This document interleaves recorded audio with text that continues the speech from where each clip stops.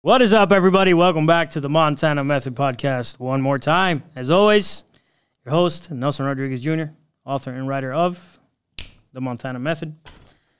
In today's episode, I get to invite a celestial being to my podcast. First time ever. Again, making podcast history. Know that I don't make moves. I make history. This young woman is an amazing person.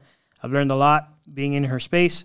We met through a really incredible environment that we're going to talk about. And she's always up to something, always creating, always getting better, always leveling up, always evolving. And I was super honored when she accepted my invitation to my podcast. Please welcome Melissa Barto. I've been out here hustling all my life. Every day we get into it. Really out here in these streets. That's day and night. Like there's nothing to it. When I was going through it, dog, I never got your call. I never asked for nothing, no.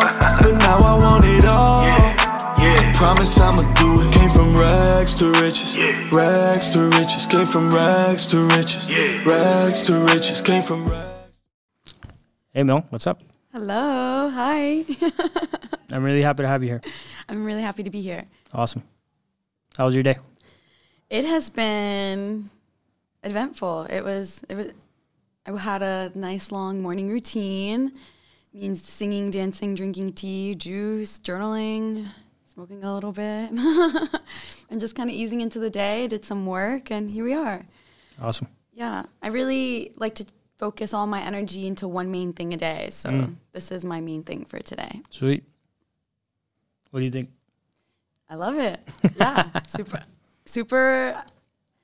I want to say impressed just because, like, I've known you for a few years and completely different industry and completely different life frame of work. And here you are now. And I think this is totally aligned with who you are and what you're meant to do and how you're meant to serve. So thank you. Happy to be in this chair. Usually I'm asking the questions. So there you go. I guess this is a time for people to get to know about me and my life and my story. And I feel like one thing I do have is a lot of stories. So you picked the right person. For sure. For sure. I remember you always asked really good questions. That's something I aspire to do. I've been told I ask really good questions. I have really good conversations. I have depth to the words that I say, and I don't take that lightly. I appreciate that when people tell me that because we live in a world that's very superficial. We live in a world that's a lot of people are just living life for the purpose of living life.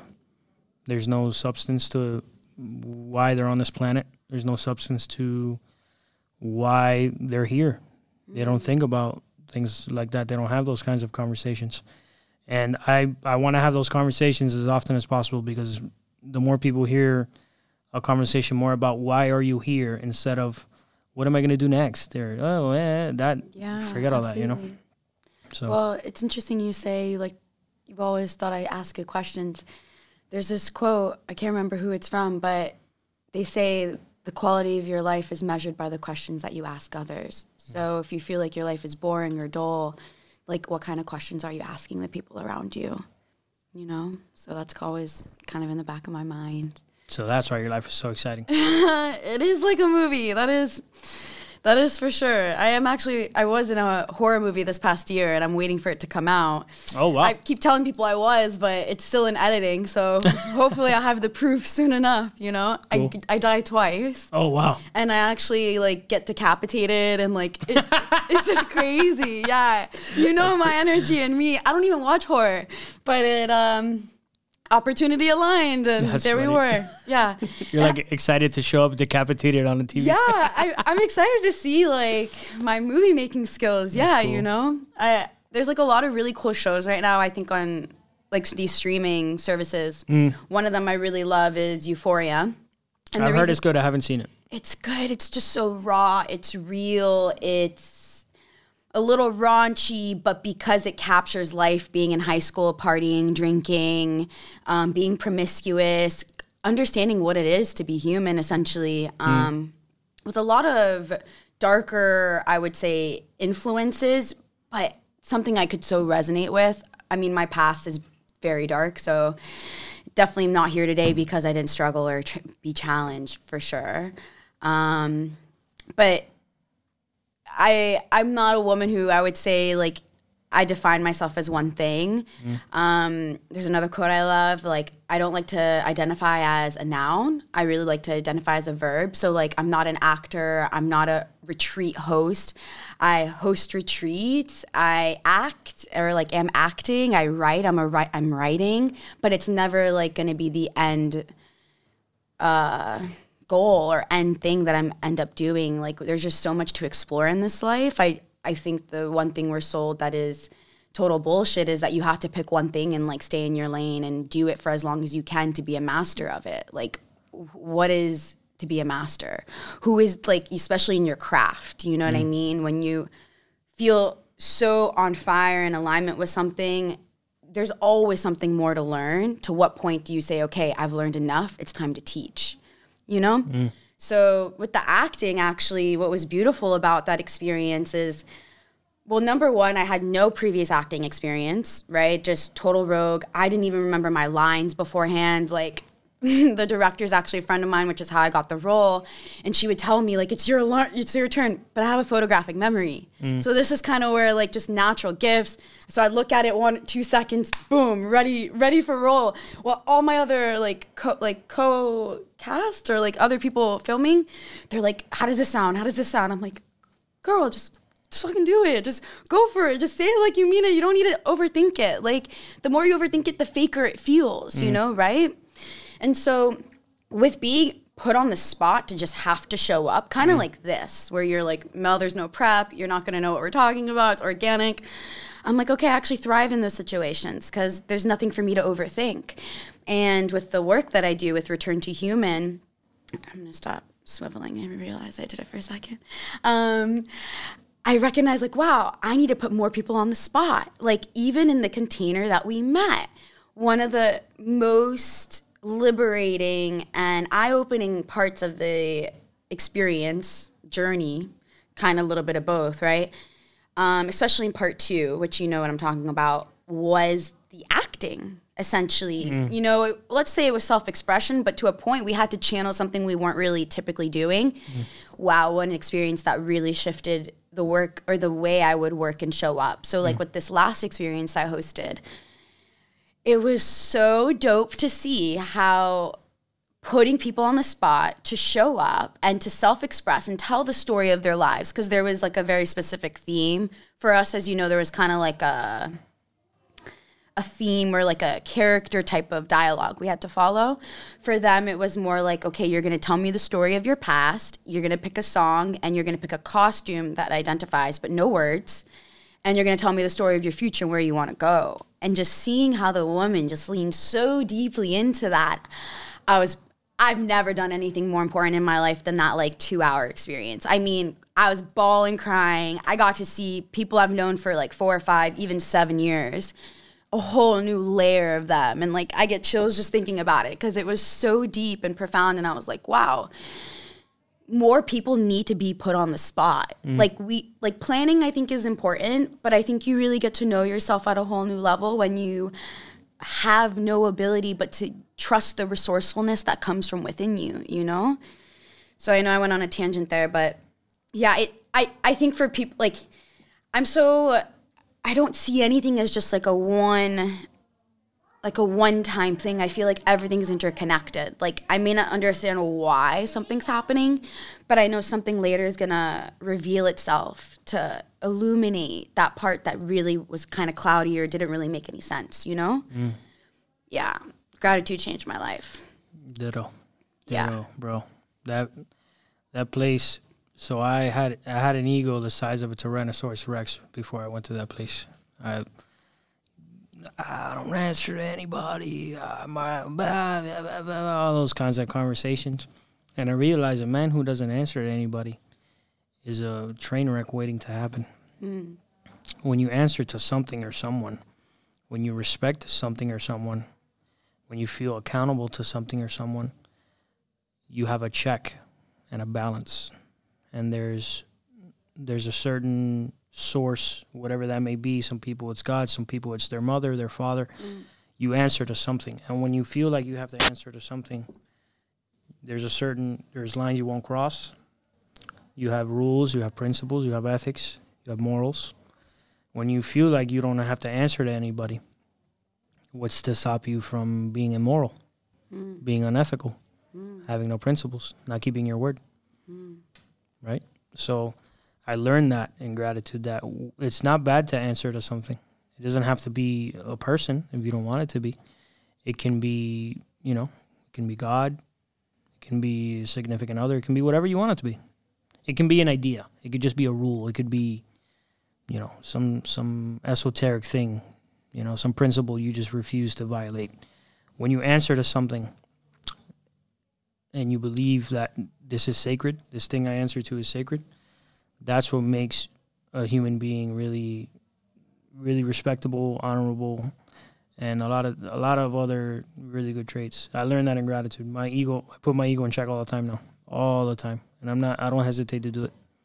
I tell myself, you know, when I'm about to go crazy on someone, for example, at work, you know, sometimes I think someone's incompetent because they did something wrong. When I'm about to have that class, like, oh my God, what an idiot. I tell myself, why is he an idiot? You know, I ask myself, why am I calling him an idiot? Am I not an idiot when it comes to technology or, you know, makeup or something that I have no clue how it works, right? Am I not an idiot when I try to fix a car? Yeah. So maybe this person just doesn't know how to fix this car, you know? And my ego just comes back to reality. I'm like, all right, I understand now. Yeah, that's powerful. Yeah. Because that could reframe your whole day, whole week, Oh, yeah. a whole year. Yeah. Yeah, for sure. Gratitude was really good. I told you I had Millie and Michael on, and it was a humbling experience. I've carried a lot forward, and especially the context of, you know, being right. I stop myself from that needing to be right all the time, which is also connects back to the ego. You know, I ask myself when I feel myself really trying to prove a point. I ask myself, am I trying to prove a point because it's the right way to go, or am I trying to prove a point because I need to prove I'm right? And when I don't need to prove I'm right anymore, I immediately let it go. Just, you know, like it says, be like water, right? It dissolves, yeah. Just like water, just flow. Let it ride.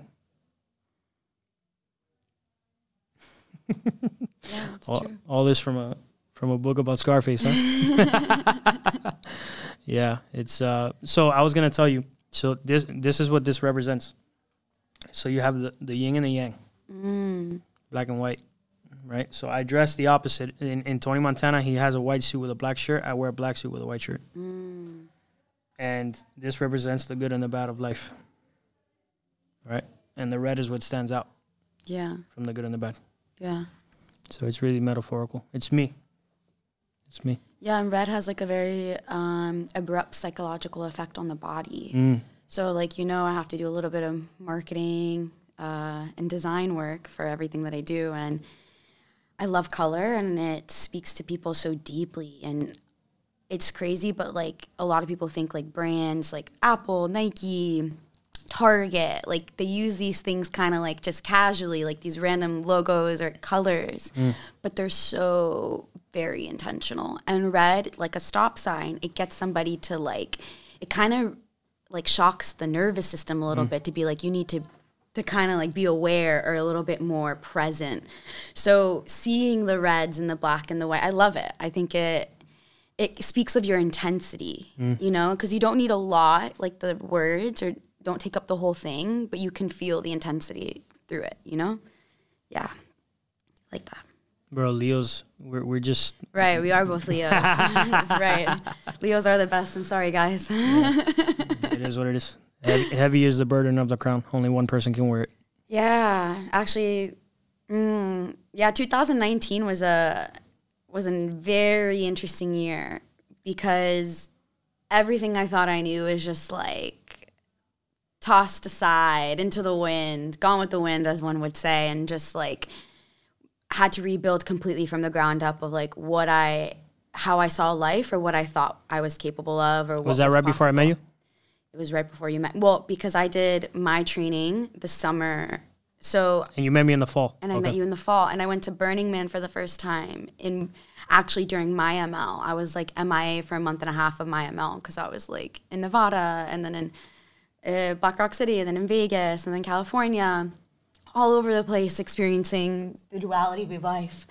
And Burning Man, though, really was an unexpected adventure. I wasn't supposed to go. I last minute got a ticket from a friend whose friend was no longer going, just all through the grapevine. I hopped on a RV with 3 strangers. One of them I met on Facebook Marketplace. No, I am so dead ass right now. And I went on a trek from Miami, Florida, all the way to Nevada in this RV. And I will tell you, I almost got arrested. Wow. I got detained for 12 plus hours on the way there in Louisiana. Oh my God, what an experience to have as a younger woman, being Hispanic and just seeing how in a state like that, how they perceived me and how they saw me.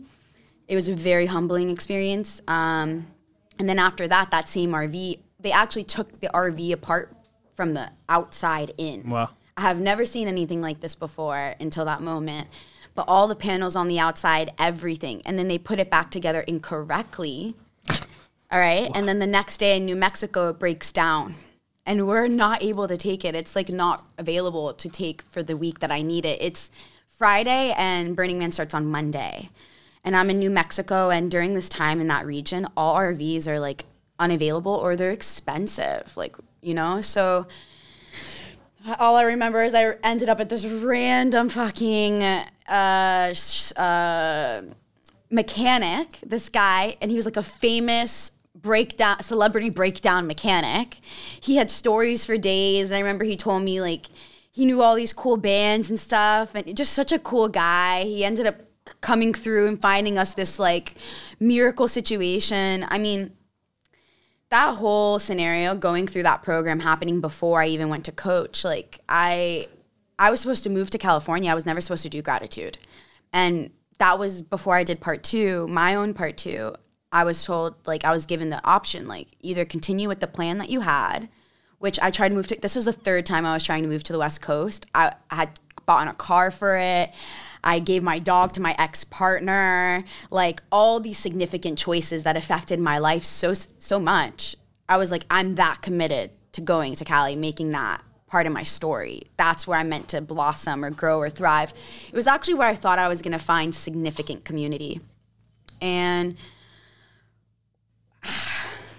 you know the room, they ask you one question, you're amongst all these other people. The person who invited me to gratitude was also a stranger from a job that I just quit because I was moving to California. So I was like, am I really going to put everything I've worked for the past 5 years of my life on the back burner for this random container training that I have no idea about, never heard of? Sketchy as hell because you don't know anything about it. No one can tell you anything, like any of the processes, nothing. So sketchy. But I was like, you know what? I'm just that, like, there was 2 things. I am just a risk taker. I'd rather have a story to tell than be like, fuck, I should have gone for it. I'd rather just go for it. I'd rather make the mistake. I'd rather learn. I'd rather fall. Because I think I've failed so many times in my life and have found that no matter how long it takes me, I do get back up. And I always get to know myself at a deeper level, which is really what this life is for, I think, is just to know ourselves so deeply and so honestly, more than anything or anybody else. And the other reason was I had a friend that passed away. Oh my God, wow. It's so crazy I'm even talking about this, but I do believe in like signs or like moments of crazy synchronicity or coincidence that you're just like, oh my God, you have to take action here. And the year before that, in 2018, a friend of mine died from a drunk driving accident. He was in a coma and they had to pull him off life support because there just was no brain activity or very minimal. And he was like one of my best guy friends. Like, I have an A on my wrist for Adam, his name, and he was an Aquarius. And what a crazy human being. Like, talk about self-expressed. Talk about just so authentic. And when I found out he passed away, it just really set into motion a lot of things. Like, how am I living my life? If I were to die tomorrow, am I proud of the person that I am? I don't think he even was like, am I proud of the life that I've lived or the legacy I'm going to leave behind? I wasn't even there yet. My mind and my mindset weren't even there yet. No one was asking me what my why was. That wasn't where I was in that time of my life. But I did know I didn't like myself. And that was like, okay, I need to figure out whatever it's going to take for me to fall in love with me. Mm-hmm. Not just when I'm succeeding or thriving or, you know, doing everything I know I could do, but when I'm failing, when I'm broken, going through heartbreak, doing things that I will say are the hardest moments. Like, how do I love myself then? And I think at that time in my life, I was just being super unfaithful to my partner at the time, lying, cheating, just doing a bunch of drugs randomly with no intention, no purpose. So by the time that following summer, 2019, when July 31st rolled around, it was like the same day or like the day after that they pulled him. I was like, this is a sign. This is a sign that I'm supposed to do this, that this is the day that he died. And here I am in this room with all these random fucking people. And I'm supposed to be going to California. And out of all the people in my life, he was one of my closest friends. He knew how bad I wanted to make a name for myself, but also how bad I wanted community and just like to keep spreading what I feel like I've been on a mission for a long time to spread since I started my first business at 16. And not only that, but the training for me was July 31st to August 4th, and my birthday is August 5th. And I actually that year before buried him on my birthday. Yeah. You know, and it was my 21st birthday that I buried him. So it was like, of course, that's a reality check, like I said, but that following year for it to be in those exact dates, I was like, you know what? I think this is a gift from an angel. Like the fact that this part 1 was free was a gift. Part 2, it was also a gift. 2 strangers donated for me to be able to take it. Wow. Full $1,000 done, paid for by people I've never exchanged a single word with. Or one of them I had, but the other one didn't know me at all, or barely, because we just known each other after, 4 days. I had never been so moved by humanity before with no reason. There was no purpose. No one said they were going to get anything out of it for helping me. I knew, like, I get so much chills. Like, I knew I had to be there. Like, I knew everything about my life was going to change if I said yes. So I did. California, obviously, I never moved there. I'm still here. And it was the best decision I could have made, like going to Burning Man. So I didn't move to California, but then that opened up. And then that, the reason it was so significant, I think so many people have so many stories to tell, and I could talk about it for hours just because it's a week of making memories with strangers out on a desert, you know, with extreme heat during the day and extreme cold at night. It's just a very dynamic atmosphere. Wow, but it was such a representation of what humans create when they're committed to something, when they're devoted to something. That is Burning Man. Like, nothing is there because someone made somebody else do something. You know, it's because they have the heart, this internal fire, this passion to bring something to this space to be enjoyed by all. And then the effigies that get burned, that take sometimes years to plan the architectural design behind what they're burning. Like, it's crazy. And they just burn it. Like, it's disintegrated to the ground, dissolved, kind of like the water is just like gone. And you're just like, wow, like everything in life really is that temporary. You know, so it's like, are you waiting for the permanence of your actions to like make the difference? Or like Prince, shout out Father Bronx, Prince, because he did that podcast and I think we listened to it together. Are you just so committed to the art? Are you so committed to your work that it doesn't matter whether millions of people are witnessing or experiencing it, but just the fact of the birthing of it, that creative process, just because it's now physically tangible, does it really matter anything else? You know, if something was never there before, you just introduce, like When Doves Cry is one of my favorite Prince songs. And I mean, there's so many, but that one for me, like, oh my God. And just to think it was just another day of showing up to do the work. It wasn't like this glorious moment. You know, I was just writing on my phone today. I do want a legacy that lives on beyond my life, but not from a place of I'm doing this because I want to be remembered, from a place of like I'm doing this because it's important. And for those who know how important it is, will remember.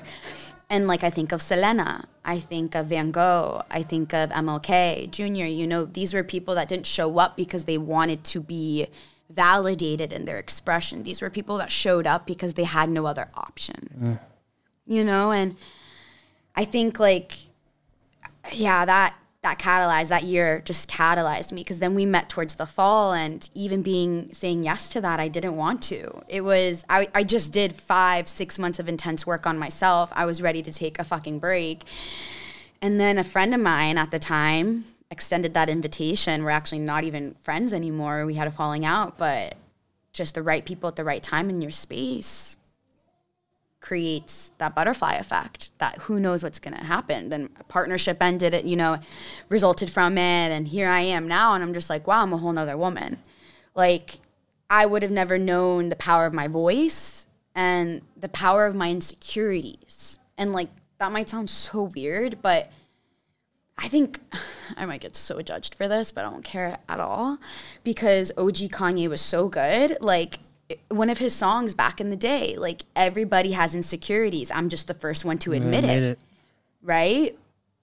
Facts. You know, everybody is stressing or doubting or insecure about something. And like, to see a room full of people, not just one, but two back to back. Because, you know, being from a participant to a coach and seeing how all these insecurities in a space, but still so much depth and profound transformation can take place despite what your mind is telling you.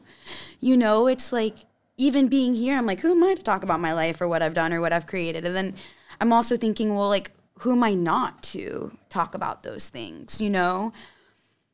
I think it's our insecurities that really unite us. It's not through being perfect, even though there is a perfection to the design of this life, I think, at a very high level, big picture view. But on the ground, like day to day, with all the chaos and destruction and violence that is just the reality of life that takes place literally right now as I'm speaking, it's, how would I say this? It's an opportunity to really recognize that the only thing you can really control is the way you talk about something, is the story, right? Is the perspective. And I think that's where, like, demons, shadows, whatever you want to call it, in whatever way, it's in that perspective. It's what you feed, like the story of the two wolves. Like, you could see just by this one conversation, I love quotes, I love stories, I love reading, I love mythology, I love tales, because I think there's so much wisdom in them.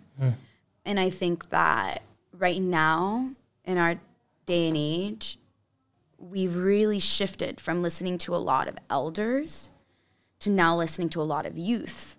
And I think that's powerful, but I also think we lose a lot of certain qualities that are essential to living a fulfilling life. And it's not about the money or the power. It's really about, like, the patience. Because instant gratification is, like, something that is, I mean, even me as someone who does marketing and is on social media and Instagram, like, we're taught to, like, capture someone's attention in 3 seconds.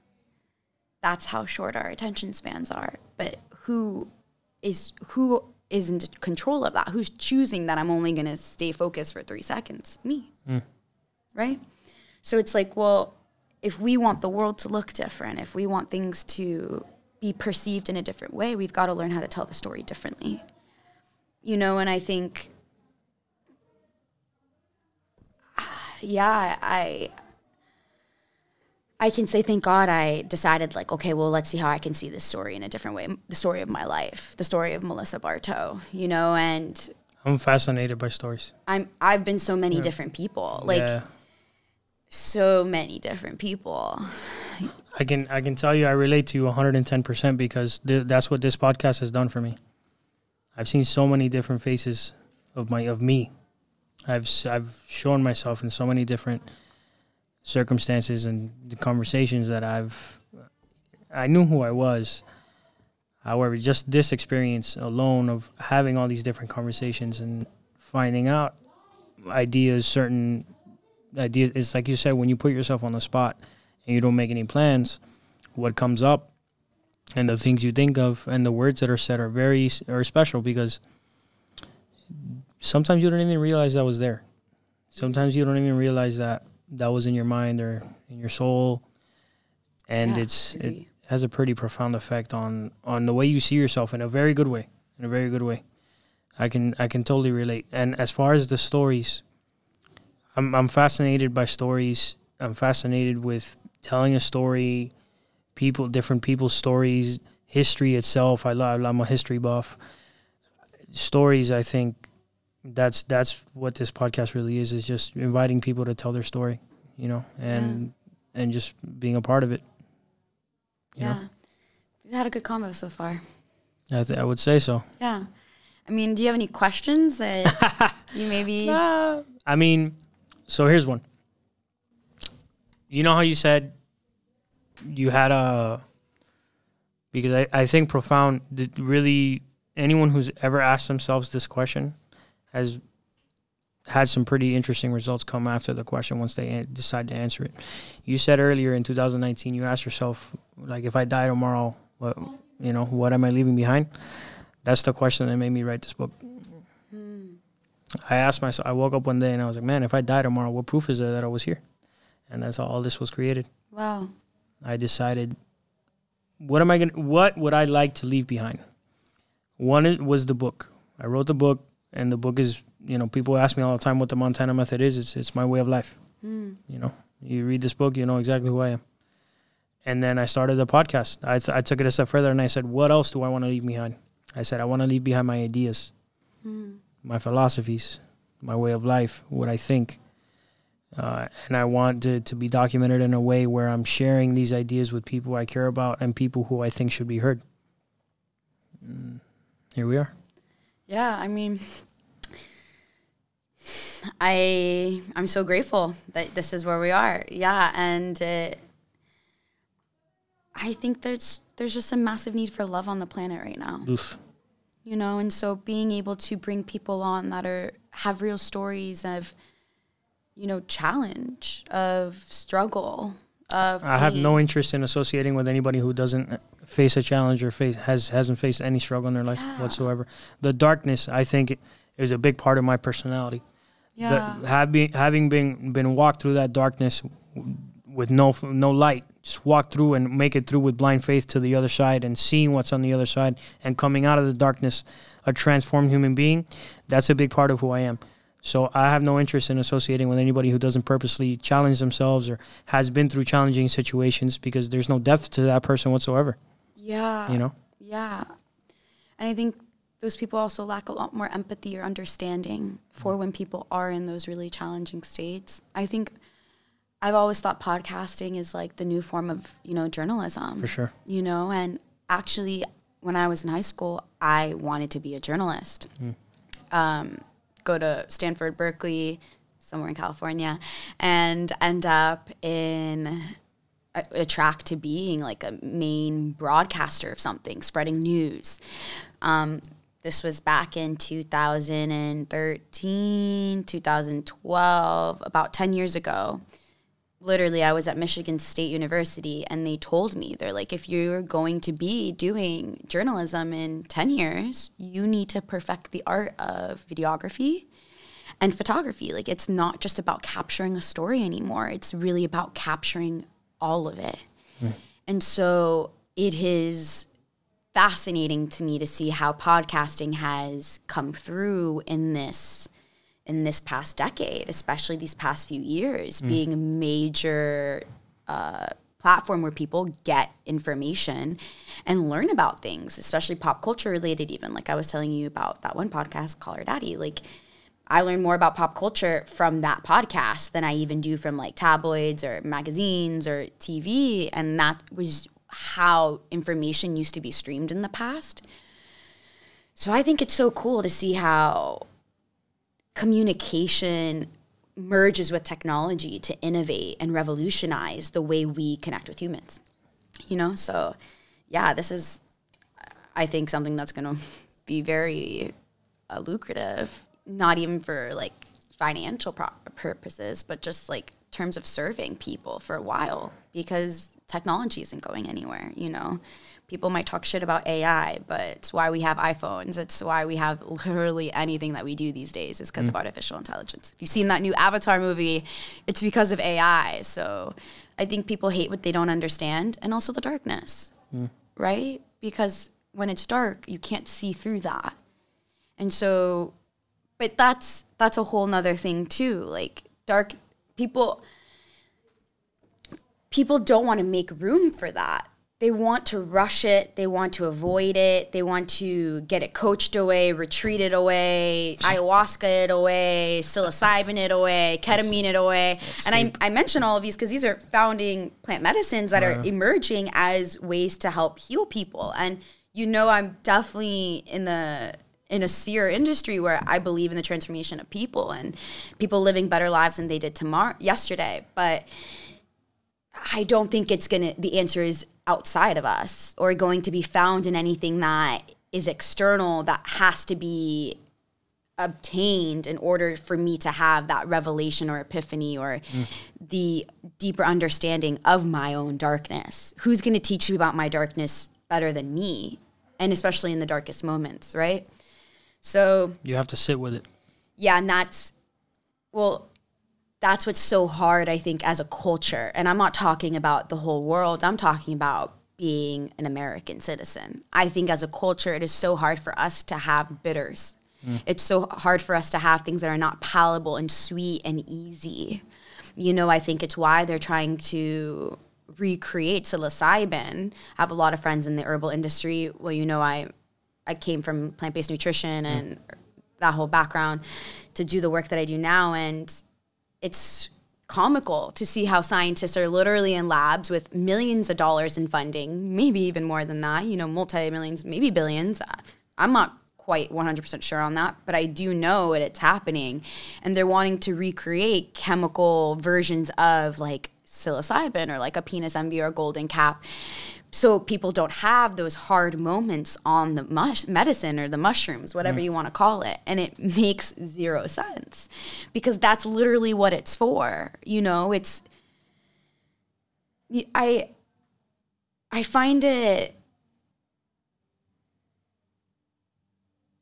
fascinating that, you know, even like the history of Christmas. Actually, this is so funny that Christmas is literally right around the corner, and this is like such good timing.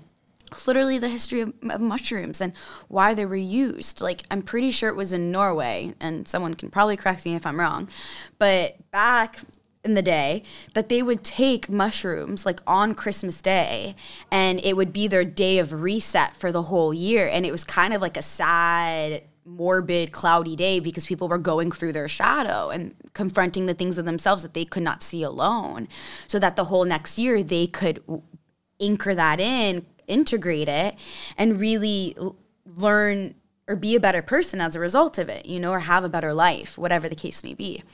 And so I think plant medicine has a pivotal role in a journey, or even like these external factors, breath work, meditation. Breath work for me is 100% my go-to. I think because it doesn't require anything else except you and your breath. I think it's such a powerful revelation of what you and your body can do, even when your mind's like you're gonna die, you're thirsty, whatever comes up in the mind, you have to power through. Breath work, powerful. And most of my experiences, I usually have breath work there from a facilitator or something. Because in my life, that has been some of the most profound transformation, has been just breathing. What else would I say? Like, yeah, I think we've also, because we're all connected at a conscious level, you know, at the macrocosm of things. And I think, okay, if I have this epiphany, this might sound crazy, but I feel if I have this epiphany on like something really deep about life or about relationships, I feel like that is added to the collective consciousness of all things that are alive. And now for somebody else who maybe didn't have to do all that work to get to that epiphany, it's easily accessible because it's already in the space. You see what I'm saying? So what am I leading to? For example, like plant medicine. I wouldn't be who I am today without mushrooms, for sure. I started doing plant medicine at like 15, 16 years old, and it had a very significant effect on my life. But I will tell you, today, I really feel like there's less and less of a need for people to go deeper and deeper into the work, because so much of that wisdom that has come through medicine is now available to us collectively, because it's in that conscious of thinking or feeling that we all can feel, like your aura or your chi, your life force. That's not something that is only yours alone. It affects me, you know, or anybody you're around. And so I think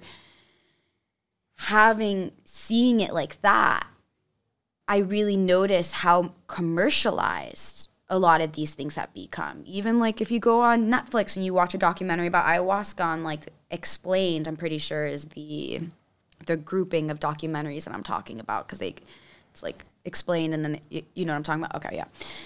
Yeah, the one about ayahuasca, they literally talk about how Westerners come to drink because they know they're going to make money and because they're always looking for an answer outside of themselves.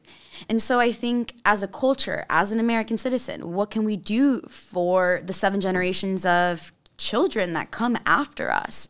I really believe it's to go back inwards. It's to return to the roots. It's to return to human. And that's really why I have my company, or name my business, after 9 years of entrepreneurialism. Or entrepreneurship. How's that for going full circle? Yeah, I like it. My first company was a clothing company. I started drawing and designing when I was like 14, 15. Never thought I was an artist. I would have never called myself that. But I found, and this sounds so creepy, so this is probably why my debut was in a horror film. But I grew up across cemeteries when I was young. Like in my family's home, they still live there. The cemeteries are still there.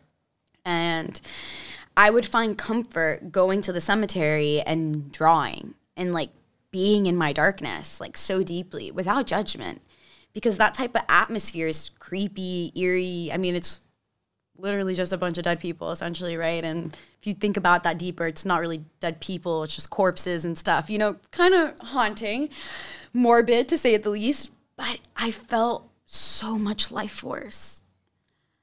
I felt so much fertile life force for things to be created, for things to be understood if someone was willing to look past that creepy, eerie, weird feeling of it all. And ironically, before I lost my friend Adam, I had another friend in high school he was a coworker of mine at a restaurant I used to work with. He actually OD'd on heroin, and he was buried in that cemetery. Just ironically. And where I used to go sit all the time, that's the wall like he was buried next to. Just so weird. And I don't know, I feel like I've always had this connection to death and like that other side, and I've never really understood it to the fullest extent. There's a certain type of silence in a cemetery. I recently went to put flowers on my great-grandmother's grave. She raised me. She died when I was 16. There's a certain type of silence in a cemetery that's unlike any other. The only other silence I can compare it to is the silence in nature, like when you're in the middle of woods and there's no one around and you're all alone. It's a certain type of silence where you just feel nothing. It's this peace, this internal peace where it's indescribable. I can't even explain what I feel the cemetery specifically. I relate to when I go put flowers on my great-grandmother's grave or my uncle's grave. I can't even the thoughts that come to my mind, because you're such a piece. It's almost like the cemetery or nature. There are these protected domes, and nothing can. It's like its own dimension, and nothing can penetrate this dimension. Anyone who chooses to go in here, it's just silence. The only thing there is just this protected dome of silence. And the ideas that have come to me while I've been in nature or while I've been at a cemetery is some of the most profound stuff I've ever been able to think of, because of that silence, you know, you know. I talked to you about the gene keys really briefly, right? Yeah. They say that was mind-blowing stuff. Silence is a city state, meaning like silence is like one of the highest levels of vibration or being that you can possibly be in. Like, look at the world around us. There's so much noise. Look at the greatest teachers, you know, they don't scream their point to get it across.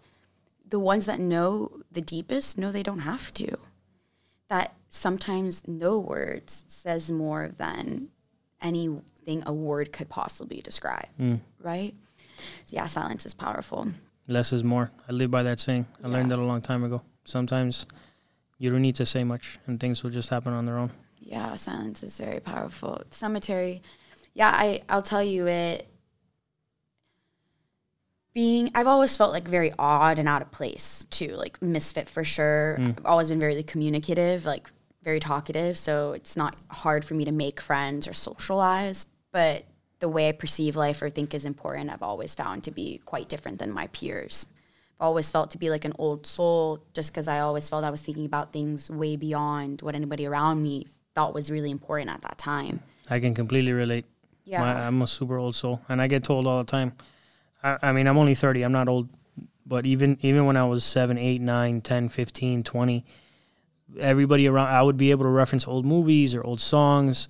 I'd listen to Nat King Cole, or I'd listen, Cole, you know, I'd listen to super old music, and I'd know the lyrics to the song, or I'd know the words from this Scarface. I mean, Scarface was made a whole decade before I was born. So I can feel you there, and it's almost like I'm connecting to a past life, I would say, you know, when you... Yeah, I've done a lot of work with past lives, and I would say, like, they're actually not even really that important. Because a lot of what is here now is why you're here now, to experience and be present to it. Past lives can help you understand maybe some of the chaos of the mind or trauma in the past, but time is not linear, and our existence is so multifaceted that it's hard to just say, like, you were this person and that's it. Like, it's just so cut, like, black and white. It's just not, right? Yeah, but that cemetery is where I started my first company, American Filth. So that was the name of it, American Filth. And then why American Filth? Because I thought I wanted to represent everything wrong with society. Like, if you think I'm a filthy, dirty hippie that only cares about nature and, like, I don't know. Like, I would say a lot of people used to call me a hippie, especially around like 15, 16, 17. I used to have a full head of locks, so I don't blame them. And I had a septum ring and a nose, like another nose ring, like just completely different, like wearing tie-dye all the time and stuff, such a different persona. And I was like, you know what? I'd rather be the filth of society than the prestige, posh, like clean aspects of everything, you know? And that's kind of that came from. That's funny. When I met you, you only wore the color black. I didn't see you wear any other color. Yeah, because that was a different phase of my life, right? The evolution of all the tie-dye and boho pants and stuff like that. I would say after that, then the company became American Vibe, because I was like, okay, maybe American Filth is like too intense. And then I remember like the quote being like, I'm going to melt into the backdrop of life with my filth and my freedom for American Vibe. And I created these t-shirts. Never forget. One was a skull and another one was a question mark that said question everything. That was the first business I ever created. I was 16. It was successful. Like, I bought a certain amount of shirts, screen printed, sold them, made profit. But I was like, I don't want to be a fashion designer. What the fuck am I thinking? Like, this is hard work. Like, clothing design, being with trends. I was like, okay, this is a little bit different than I thought. And I was young, so I was just kind of messing around. But what's interesting, like, everything's interconnected. Like I tell you, there's just not one thing that just is like a loose end that never ends up getting tied up. Like a puzzle. There's no random piece in a puzzle that is like extra, right? And so that brand, I never thought anything would come of it, nothing. Years later, I grew up very much in the festival scene, going to different events. I've been over 100 concerts. Like, I've seen so much live music, so much, like, crazy. I love music, love it. And I remember, what year was this? I think, so I must have made these designs 2012, 2013. Like 2016, 2017, I end up having, like, I really have this, I I don't know if admiration, adoration, whatever, for this DJ called Tipper. Very different, funky, weird electronic music. I don't know if funky is the right word. Whatever. Sorry, Tipper. Sorry, Dave, if you see this. I hope you're not offended, but you're awesome. Literally, I remember being at a music festival for Tipper at Suwannee, which is a music park in northern Florida, because I'm like photographic memory, so I'm like flashing back to it. That t-shirt that I made with the question mark, Tipper's like logo or design is a question mark.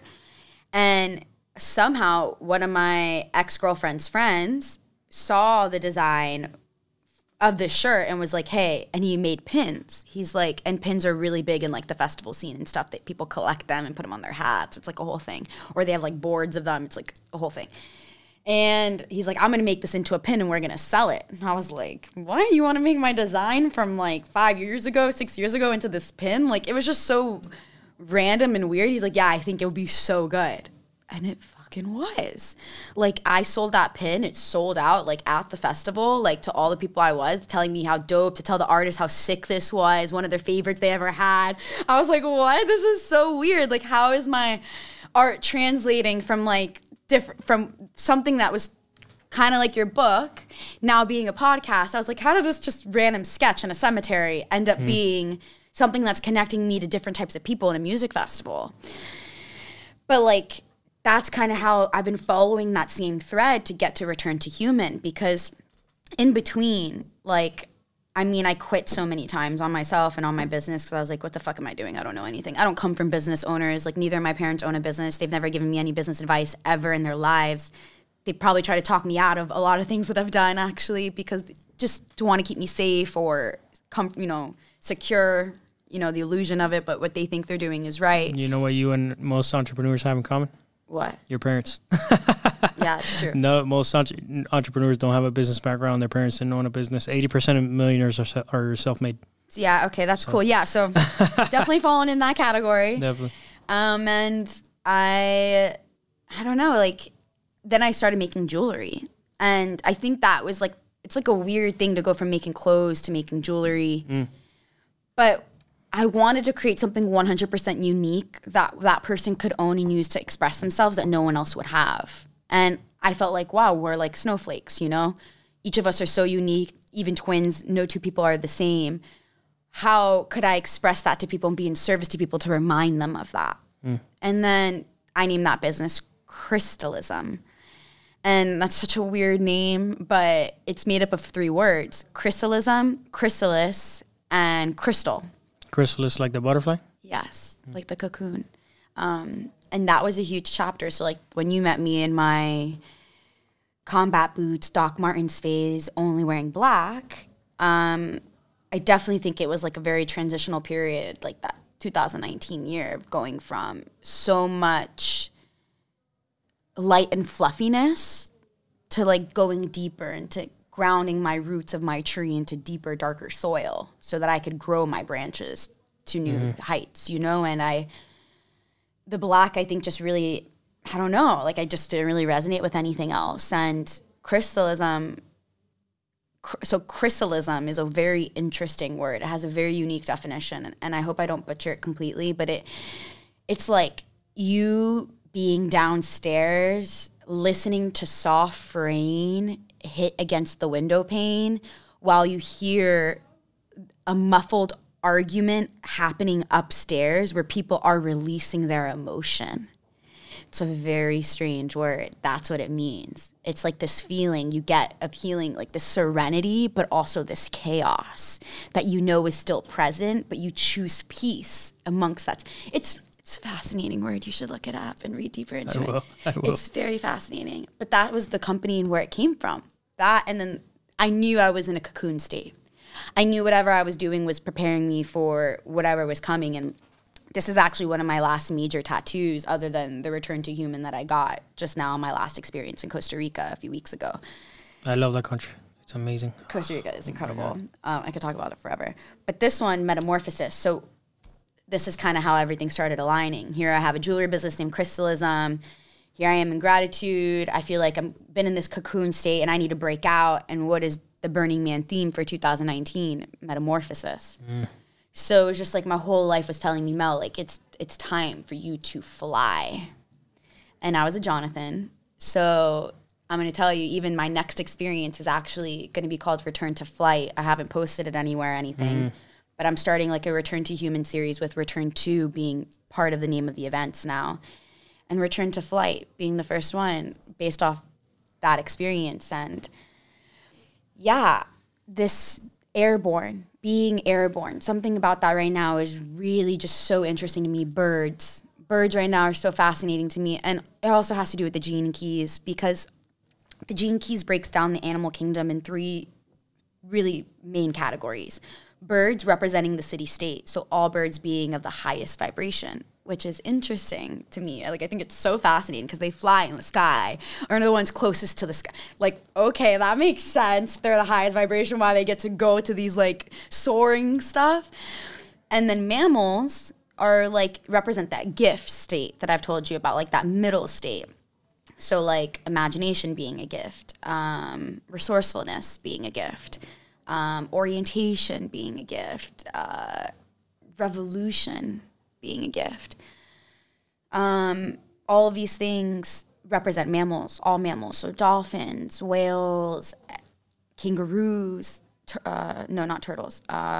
Anything that has like a baby, right? Cows, dogs. And then all other animals represent the shadow frequencies. So all bugs, all so like reptiles. Yes, turtles, amphibians, sharks, fish, because they're technically not mammals, all represent shadow states, which is so fascinating. So butterfly, though it's airborne, it actually is not a bird. Right. It's an insect. So it represents a shadow state. And I feel like that time of my life was really showing me like what I was making space for and how I had to transform that story of that shadow that had so deeply to do with me, where, you know, this tattoo even, I got this butterfly 2 weeks before I went to Burning Man. I wouldn't have got a new tattoo to go in the fucking desert in the heat. Like, that's like totally opposite common sense. But I didn't have a ticket to go to Burning Man then. It like literally happened. I got a ticket 3 days before I left on that road trip. So it was just like everything was compacting to be like, okay, you take the next step, we'll meet you there. And now in my life, I'm in the exact same boat, but I feel like I'm in such a different place. So like, I brought back the jewelry company, but kind of on the side. I renamed it. It's now called P.S. I Love You, as like a love note and an ode to one of my favorite movies called P.S. I Love You. Not too far-fetched there. But Return to Human kind of brought everything together that I was doing for so long or wanting to bring to people. And I realized, like, it's weird as a business owner to have to, especially like a product based business owner, to like have to make something again and again and again, to have to sell, because that's where the revenue is going to come through.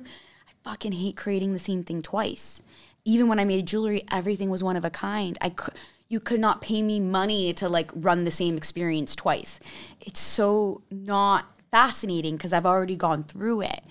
That's why every experience I've ever hosted has been one of a kind. The shirts I did, one of a, like everything I've ever done has been one of one.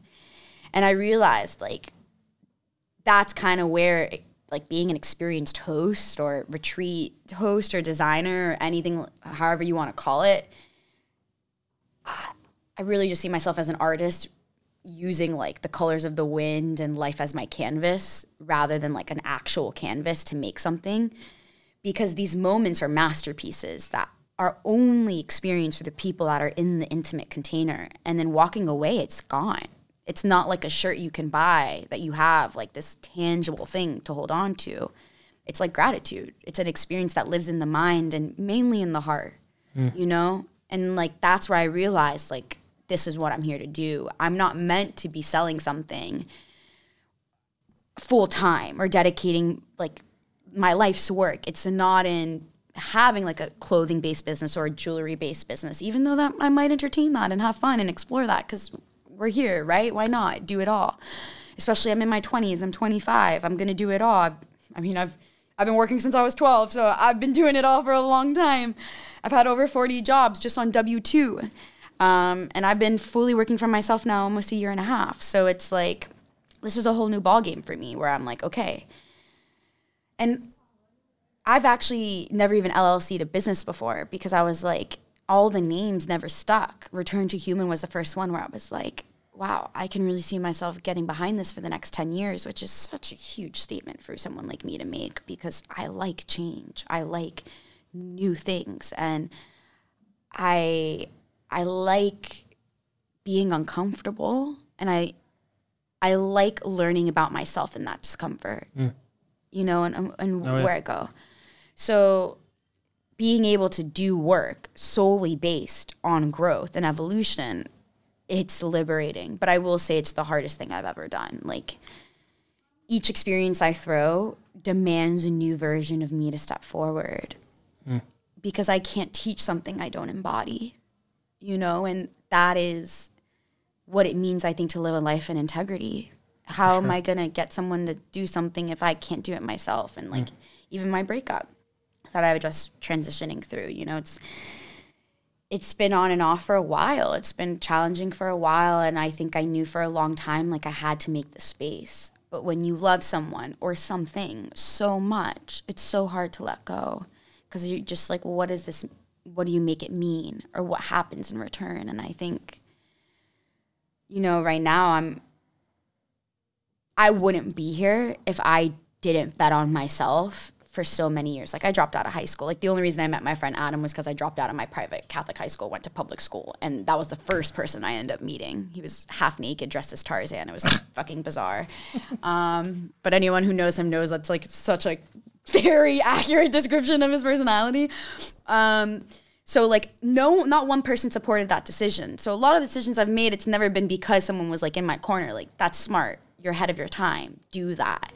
Like, it's going to work. It's always been pretty much fueled by like, okay, I have all this doubt. I have all this uncertainty. But the one thing I know is that if I die tomorrow, I'd be okay with it if this is what I'm pursuing, you know? And I think that's kind of where even just like where we're at right now being a result of that one question, I think Return to Human, I mean, it is about death. And I, like, even my branding is super dark. I choose dark colors, a lot of it to really represent that darker primal side of our humanity because that is the only thing we're guaranteed. I actually just watched this documentary called Stutz on Netflix too. Jonah Hill, brilliant. And it's a client or a patient interviewing his therapist. And it's brilliant conversation. So raw, so real, so vulnerable, so human. And he talks about how in life there's like 3 guarantees: constant work, uncertainty, and I can't remember the third one. I was telling my friend about this and I still didn't remember. But I thought, like, that's, if you can make peace that there's going to be uncertainty and there's going to be constant work in your life, at least with those 2, every day you wake up, you don't think that, like, this podcast episode is the end of the goal, or like that retreat or experience that I'm hosting is the end goal, or that person's transformation is the end goal. It like doesn't end. Like, that's the whole point that I'm still alive, is because there's still work to be done. The journey is the goal. It's not, there's no end. There's no destination. There is none. The doing is the goal, you know what I mean? And that's something else that this podcast has made me realize. It's not about arriving. No. It's about the path, because along the way is where you get all the reward, not at the destination. The destination is a bonus. Yeah, it is. It's like the cherry on top of an ice cream sundae. Yeah, there's always a new mountain. But you need the ice cream sundae in order to hold that cherry, and that is the journey. I'll tell you, even like my last experience, Emergence, I didn't know if that was going to happen. I was going across, like, people do very logical things in business. I feel like I'm an extreme intuitive, and I feel like sometimes it could be a little risky to be so intuitive instead of logical. But I get these feelings inside of me that, like, I'm not alone. And it's not like, yeah, I know I'm not alone. There's some 8 billion people on this planet, but like, there's something working with me to bring this forward. Right. I'm not alone in that. What's going to show up in this space is because something else is here to kind of like aid us, like that third way, or there's so many ways that I've heard our society kind of capture it, God, spirit, whatever. Right. And so with like Emergence, I knew like, it is, like, even the name of it, it was like, this is the next chapter in my life. Everything is super intentional with what I create. Everything. Like, I'm very meticulous, very detail-oriented. I have just this need to be so go so slow enough to be present to every detail, because I know the people that are meant to work with me are going to notice. And even in like the testimonials I get and reviews of my experiences, people notice. So I'm like, okay, fuck yeah, because so much work goes into that. But even then, like, I'll tell you, things don't ever work out. I mean, so many times I'll have a venue locked down for months, and then like 2-3 weeks, a month before it falls out, you know, and this is thing that takes 4 or 5 months to plan. Like Emergence, I was planning for 7 months. 7 months. And I will say, like, I'm not getting paid for 7 months of work. So how do I make it work? I don't know. I just do. But it's if I were to die tomorrow, it's not because I made 6 figures from an experience that it made it worth my while. What made it worth my while was that journey. What it brought me through. You know, every experience brings me to my knees in a different way. There you go. It just kind of depends on what I need to learn. You know, and this last one, it really had to do with relationships. So it is no surprise to me I come back from my experience, it being so profoundly catalyzing for the people in the space around their relationships. Of course, it's going to impact me too in that way. And if I'm going to continue doing the work, I can't keep anything in my space that's going to keep me small, keep me stuck, keep me stagnant, or keep me in a disempowered mindset of myself. I think it took me a long time to know or realize that I'd rather be by myself, actually. So, I don't think I've ever said this publicly ever, but I have this whole Instagram caption actually written out about this moment of my life. But one time I hung out with the homeless community in San Francisco, Golden Gate Park. I was there all day hanging out with the homeless community. There's over 1,000 people that are homeless in this park that live there. And there's a whole culture and stuff. And I remember I met somebody, he was an ex-heroin addict. I think he was sober for like 6 days. And I'm very like accepting, very open person. I don't judge you. I don't care what you've been through. I don't care what you've done. Like, if you're willing to commit to being a better version of yourself today, like, I advocate for you. Like, I'm here to stand for that, you know? Told me he was 6 days sober, and he told me this one quote I'll never forget. It was in one of my first sketchbooks, which is where the designs from all the other stuff I was talking about. He said, "I'd rather sit alone than with iffy bitches." Right? And honestly, it took me a long time to really get that. And I know it sounds so simple, but I surrounded myself with so many people, so much noise for so long that I didn't really see the silence that was there, that inner silence that was just so present when I could quiet down enough and be still to what was in the space. And now, like, in my life, I recognize, like, I'd rather be by myself or have a really small circle than entertain too much, because I'm not here to prove anything to anybody. I'm there with you. I'm not here to prove anything to anybody. I'm not here to convince you of anything either. Seriously. No, and I'm not interested in, if you need me to prove something to you, I'm not interested in hanging out with you. It's just, I'm done with it. Yeah. So I can resonate with it for sure. It's like, you don't need to tell a real one how to show up. Yeah. They just know, they just do. And I think that, like, in my life right now, I'm just like, okay, nothing is more important than, like, this commitment to self, this commitment to the dance of life, to this journey. And that's what this is all about. Everything I do here, nothing. It's just a commitment to the commitment. You know what I mean? It's a commitment to the process. That's not. I just trust the process of life at this point. As long as I'm putting in the work on my end, things are gonna turn out well. You know, it's. Yeah, I mean, acting with intention and consistency, I think, is just it's everything. The formula. Yeah, it really is. Yeah,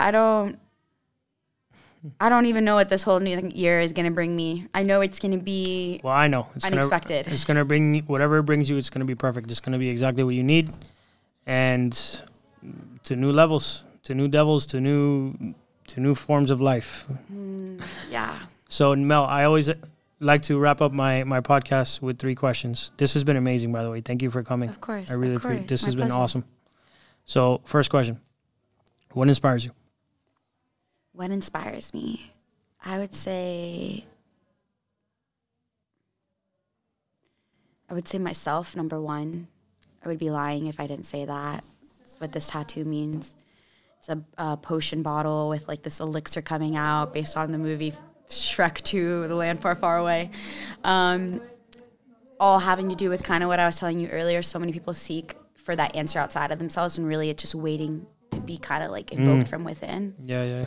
And I would say like the reason I think I inspire myself is because like I grew up with like a mom that she never really looked outside of anything for her own inspiration to make it. You know, she's a first generation, or she's born Colombian, moved here. I'm first generation American or Colombian American on her side. So it just, even now she has stage 4 breast cancer. I know I didn't really talk about that much, but stage 4 metastatic breast cancer, she's been fighting almost 8 years. Wow. Yeah. And she's one of the happiest people I know, most positive people I know. And so like seeing how she just uses herself to be the backbone for what she needs, I think that's really what inspires me more. It's just also like the opportunity to create, because like you can never stop creating. There's like never like a tap out, you know? For sure. There's never, I love that. I don't think there's ever a moment where you're not creating, well, even if you're not conscious of it. Or unless you're resting. Right. But even when you're resting, you're creating. Yeah. You're creating new muscle. You're creating new thoughts, new ideas. Right. You're dreaming. Yeah. So you're creating that. True. Dreams are fucking wild. Question number 2. What's your dream? My dream. Wow, a question that has had so many answers over the past 4 or 5 years of my life. Right now, my dream is to help bridge the barriers of cultures around the world. I really think that's what I'm really focused on right now. And what do I mean by that? So I host experiences. Like I said, I've been in Costa Rica. I think in order for people to take their power back, they need the skill sets, they need the tools, and they need the education in order to be able to entertain Westerners in their own countries, to be able to serve them. You know, the beauty, the biodiversity, all of what is rich and good with their country that other, like, North Americans are coming to do. I want to be able to put the power back in the hands of the communities that are stewards of it. And so I think a lot right now, a lot of experiences or retreats are based around like yoga and meditation. And I'm really looking to create my own lane outside of that. Not to say those things aren't important. I've been practicing yoga for like over, almost 15 years now. I love it. I wouldn't say I meditate that often, but I definitely think it's powerful in terms of certain awakening or certain levels in your life or certain chapters in your life. But I would say like being able to get people to do normal things like public speaking, such an important skill and what people need to know. Expression, creating, writing down their feelings, like journaling, sitting in silence, you know, like that's why I do tea sits and stuff. Like being able to do these basic things, like I really feel will get people to see that they don't need all the flashy, materialistic fluff. Yeah, that's nice too sometimes, right? To have nice things and feel good about them and feel extra sexy or powerful. But I really think when it comes to feeling super fulfilled at a soul level, those things will never really scratch the surface, right? So being able to show people, like, you are worthy, you are capable, you can bring a group of strangers into your country or into your city or wherever you are to teach and share and give. As long as you have the belief that you have something to share, that's all you need, you know? And so my dream right now is just to continue igniting more candles. Like, you know, I've mentioned too many quotes, but there is one by, I think it's Buddha, that like the flame of a single candle can light thousands or something of that nature. Because like, one candle alone, when you light one candle and then you light another candle, you can only do so much. But if you light like 10 more candles and then the 11 of you light 10, 20 more, 100 more, then you just create like an army of candle lighters, essentially. But in my way, I interpret it as people spreading love and just really making that the core reason why they show up. Not profit, not because they get something out of it, but true service to love, you know? And in the Gene Keys too, like, Richard Rudd says in one of them, and it's always been so profound, like, we as humans don't need help. We don't need help. We need to be reminded what it's like to feel loved. And love will do the rest. And so my dream right now is just to keep spreading however I feel I want to express that. And I think really for the rest of my life, what I won't host experiences forever. I know that for sure. I'll probably do it for the next few years or so. Right now, I'm planning on launching a course literally called I Connect to get people to do this. So like someone like you, like I want to host a podcast retreat and do something like this, and you have like all these ideas and whatever. I want to be able to help you pave the way for that, because these things aren't being done, you know, so we need to be innovative and work with our creative genius to start creating a new way, or a new wave of education.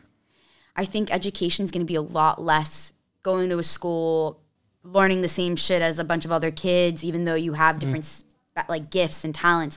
I think over the next 20, 30 years, we're going to see a huge shift in the way we are educating our children and the whole school system, because specialty education is really what allows us to thrive and be most efficient in our day-to-day lives. Yeah. And it's what other countries already do, even third world countries, you know what I mean? Like, it's kind of bizarre, our education system here. But I think because podcasting like this, other experiences, online courses, things of that nature, are giving people other areas to seek information than the traditional, right? I know I gave you a long answer, but... I got it. It's okay. I usually ask, the third question is what's next, but you incorporated it in there, so... Oh, yeah, that is what's next. Connecting people. Definitely. Connection. Yeah, I think 2020 really showed me that human connection. People would rather die than not feel connection. Yeah. I couldn't have said it better. So I think it takes two. That's my motto for Return to Human. Like, that's why it's a number 2 instead of TO, is because it takes two. It's not just because of me. It's not just because of you. We can't have a conversation by ourselves. Well, we can. Right. But it wouldn't be this dynamic. 100%. It wouldn't be this type of intimacy. Right. Right? Yeah. I'm excited. I'm excited for what's to come. Oh, my gosh. There's so much left to grieve, I feel. So many... Like, right now in my life, even, like, picking an outfit for today, look at my clothes, I'm like, wow, there's so much I don't resonate with anymore. So much a whole new version of myself that I'm really leaning into. I moved into a different apartment, a place I never felt like I was. I don't know, so much that I'm just like, wow. It's awesome. Yeah, I'm excited to dive in deeper with more people, have more conversations like these, be able to spread more love, and... yeah, live it up like it's the last day, right? Because we really don't know when that day comes. Mel, this was awesome. So how can people connect with you? Oh, okay. You can follow me at Instagram at Mel Manifests, MEL Manifests, or at Return to Human. Yeah, shoot me a DM, comment on a picture, a reel. I am there. I am present. I am noticing, and you'll hear back from me. If something I said moved you in this podcast too, I would love to know any golden nuggets or something that you really needed to hear in that moment. It always makes me or reminds me why I say yes to these, risks or outside of my comfort zone meetings and stuff. So awesome. Yeah, that's it, I think. Thank you for coming. So guys, there you have it. Another episode of the Montana Method Podcast.